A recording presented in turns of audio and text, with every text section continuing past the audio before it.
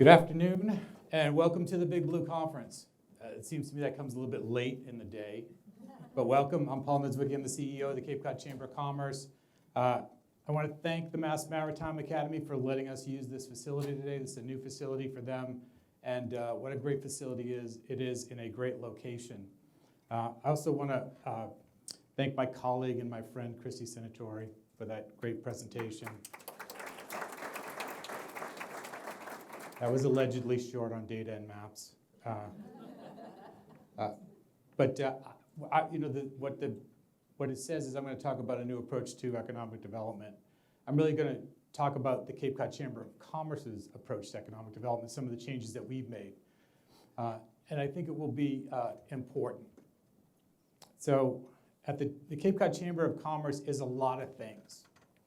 We are the Regional Tourism Council. You know, we have a destination marketing organization. We do straight up chamber stuff.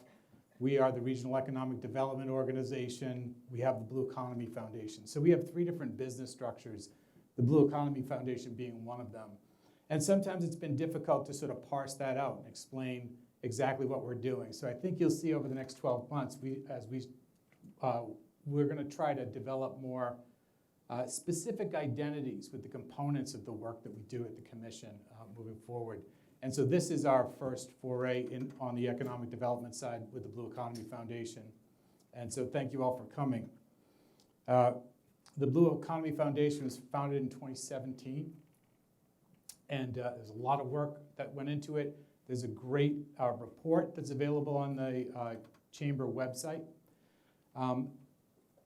And right as it was about to get off the ground, COVID-19 hit.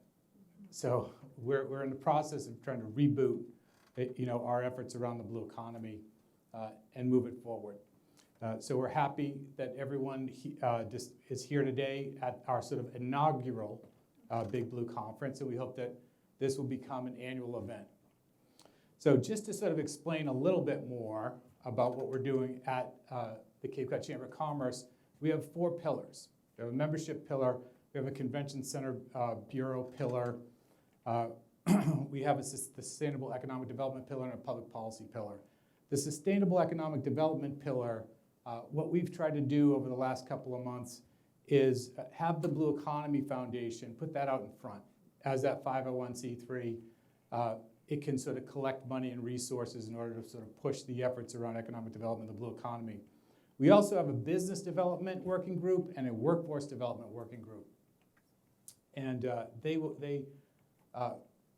take turns meeting on a monthly basis. And we put this together really under the direction of Katie Atchison. Hi, Katie, wave for everybody. And Katie's also responsible for the entire show here over the next couple of days. And she's been doing some tremendous work for us. So thank you, Katie. But we're using this organization and we're going to try to move things forward. It's not necessarily a new approach to economic development, but we did feel that there were some gaps in sort of the economic development side. The Cape Cod Commission is the best planning agency on the planet, and they do a comprehensive economic development strategy that is an essential document, I think, recognized nationally. What happens, though, is the implementation piece, right? That becomes difficult. And so that's what we want to do, is we want to energize people around the blue economy, around economic development issues, and we want to take what's in that comprehensive economic development strategy and move towards implementation and make sure that our membership is aware of what those strategies are and why it's important to move in that direction. So you see the Blue Economy Foundation has a waterworks program that we run with the community college, and how many years in a row? How many years? It's been, well, we've been doing it for 3 years, but COVID hit. Best year ever, though? Best year ever. Best year ever.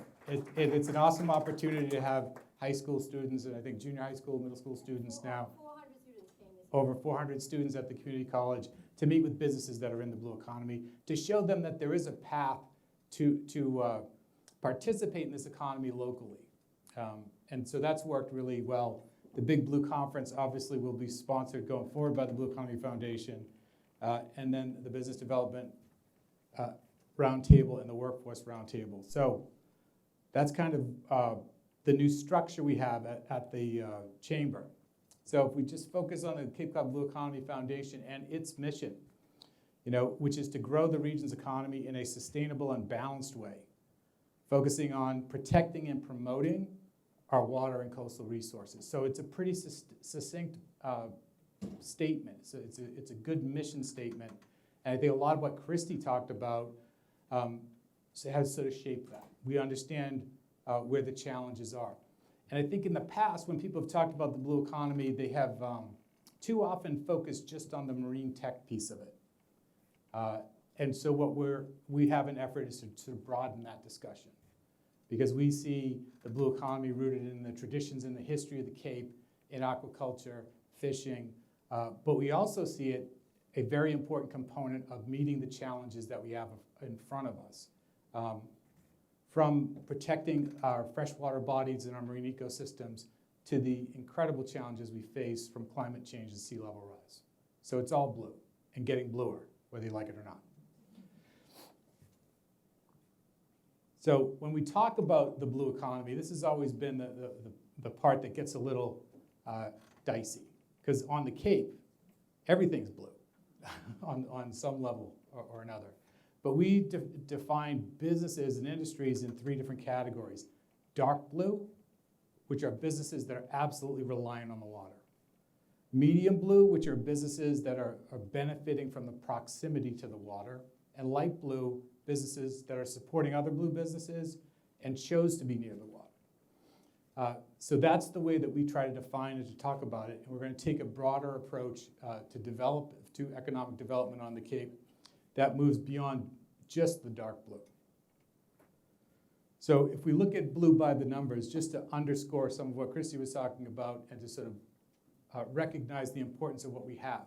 Because what we're not trying to do with the Blue Economy Foundation is create a blue economy, because we already have one. And I think a lot of people don't recognize that and can't really label it. But currently the blue economy is 12% of the region's workforce, 1.4 billion in gross revenues, 11% of the gross regional product is associated to the blue economy in general, 6% just to dark blue, 118 industry sectors, and 872 businesses that employ over 20,000 people. So that's what we already have.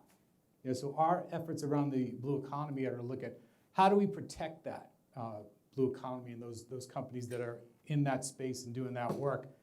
And the same efforts we take in sort of protecting that will help grow that economy on the Cape. So the future of the blue economy.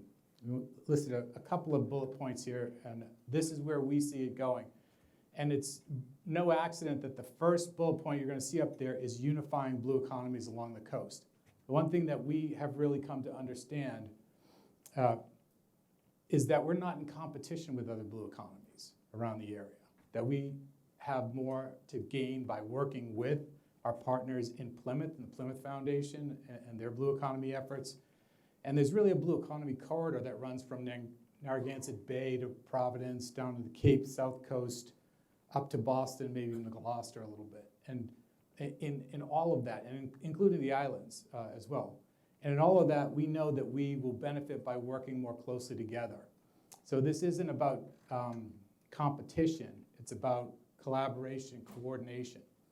Because Plymouth has, for example, some things we don't, like available land. So if you're a business and you need some real space to go, probably easier to talk about, to talk to people in Plymouth. But if you're the Cape, the possibilities are really surround offshore wind, some of the traditional industries that we've had mentioned, and innovation in those spaces that are attached to the challenges that we face going forward. So unifying, our efforts around the blue economy is important to do. Increasing awareness of the blue economy and continuing to focus on that, but I hear it more and more. I had a conversation with our new Secretary of Economic Development, Yvonne Howe, who will be speaking tomorrow. And even it was telling me, I just hear the blue economy everywhere I go. It's blue economy, blue economy. So increasing awareness, expanding the regional identity as blue, engaging blue economy stakeholders, And then highlighting legislative action that supports the blue economy, and as it relates to workforce development, and the younger people on the Cape that want to have a good job and stay on the Cape, we want to focus on big ideas and blue careers. Right, Kara?